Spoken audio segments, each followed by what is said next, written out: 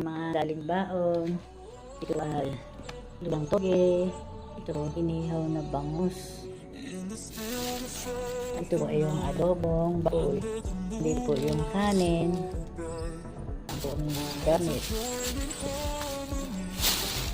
Ibang kaming pansit dito para pong pinabukasan. Ito po mga plato. Baso na pang kape. Ayan po. At siyempre, dito po ang may nilugawang manok. Paanang manok. Ito po yung atsara at saka sa usawa ng lumpiang toge. Ito po ang aming kape.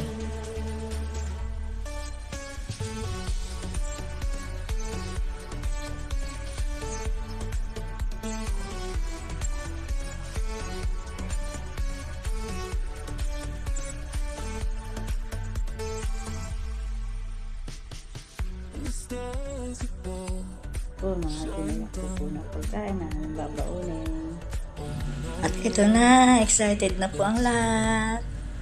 Ready na po ang ating mga pagkain. Kasama namin dyan sila Kuya, Ate Mel, si Kat Teddy, si Kat Rosa. Tabi! Dadaan ang lolo. Ang aming manugang at ang aming dalawang apo. Ang aking mother dear at si JP, ang aking pamangkin. Siyempre, kami magdarling. Ito na, lumarga na kami. At napakaganda ng mga view sa aming dinaanan ito. Hindi ka naiinip sa biyahe dahil makikita mo sa mga daan ang gaganda ng view. Lalo na sa may mga tanim ng mga palay. May mga sabog tanim ng palay na napakaganda. Green na green. At ang linis-linis ng paligid.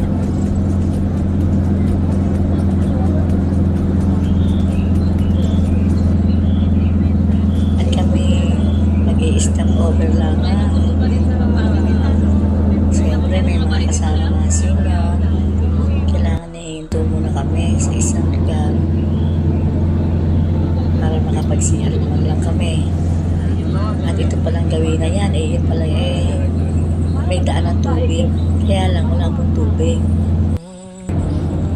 Kaya akala ko wala ng tubig ang dagat matras na kaya uwi na kako tayo, wala ng tubig ang dagat. At diretso kami. Punta kami ng Subic.